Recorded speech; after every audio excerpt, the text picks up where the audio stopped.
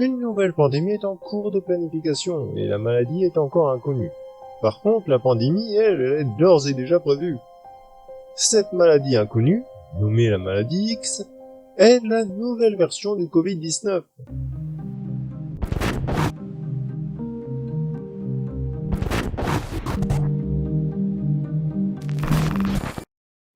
Salut Jean, c'est Cube.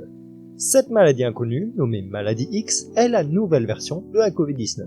Oui, mais pas dans un sens qui va plaire aux adeptes des théories du complot. En effet, c'est une variante d'une fake news déjà sortie lors de la crise Covid. Pour vous expliquer ce que j'appelle une variante, on peut prendre les chiffres d'hospitalisation en Israël, qui démontreraient soi-disant l'inutilité des vaccins. En vérifiant, avant de s'indigner, on constate que les chiffres sont conformes à ce que l'on obtiendrait avec une efficacité forte du vaccin. Une variante verra ensuite le jour, on passera des chiffres d'Israël aux chiffres français, mais la réputation reste la même. Partie 1. Réfutation. Pour vous résumer la théorie, un groupe de personnes ayant beaucoup de pouvoir a décidé de créer une nouvelle pandémie, comme il l'avait déjà fait avec la Covid-19. Afin de s'enrichir, / d'exterminer une partie de la population, / d'accroître leur pouvoir sur le peuple du monde entier.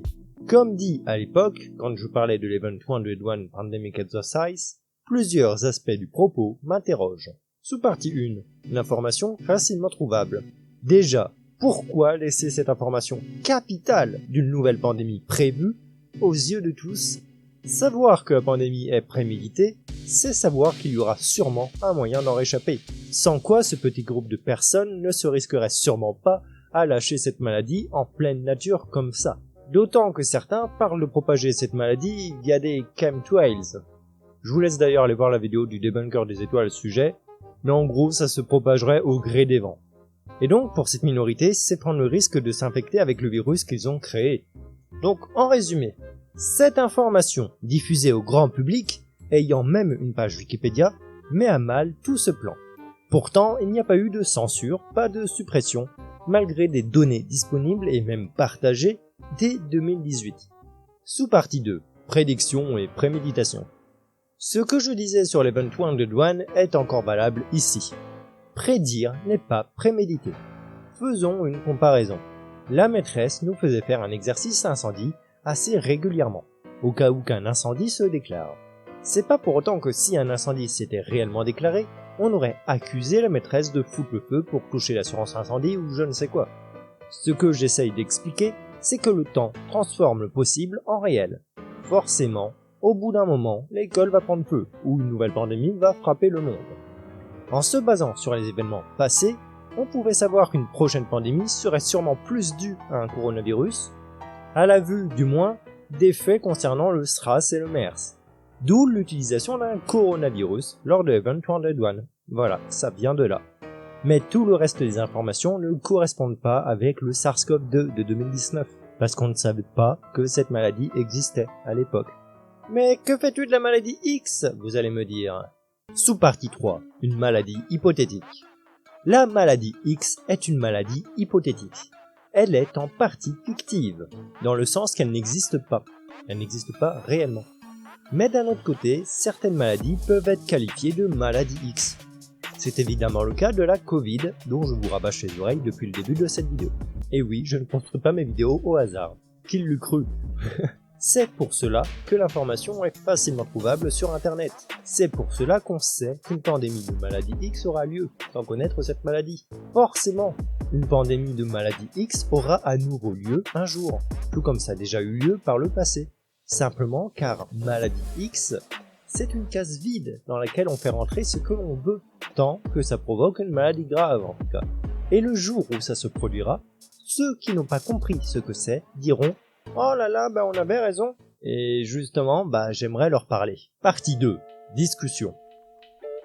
Bien, désormais j'aimerais m'adresser aux gens qui tentent d'informer les autres. Les éveillés, les sacheurs, les chercheurs de vérité. Ceux qui me traitent de mouton, d'abruti, de marionnette du système, etc. La moindre des choses, ça aurait été de faire un minimum de recherche. Tiens, prenons l'exemple de ce gars. Vous la trouvez déjà dans Wikipédia, ça fait des années qu'elle existe. Il a été sur Wikipédia. Il n'a pas lu ou n'a pas jugé bon d'expliquer que la maladie était hypothétique. ce qui paraît pourtant dès la première phrase. Alors oui, j'ai techniquement pas prouvé que ce n'était pas un complot, mais c'est simplement car c'est d'abord à vous de démontrer ce complot. Et le peu de faits que vous avez recueillis me laisse à penser que mon hypothèse est la bonne et que la vôtre ne s'appuie que sur du vent. Un autre truc qu'il faudrait faire, c'est d'arrêter de faire des liens hasardeux entre deux trucs qui n'ont rien à voir jusqu'à ça vous fait kiffer. Tiens, ce mec par exemple. Alors ça fait déjà 3 ans qu'on en parle de la maladie X, comme quoi vous voyez tout est planifié d'avance. Maladie X ou alors maladie de Marburg, une maladie qui sera plus mortelle que le Covid, qui ne l'a. Il vient de dire que la maladie X était la maladie de Marburg. Sauf que la maladie de Marburg, elle est déjà connue, et la maladie X ne l'est pas.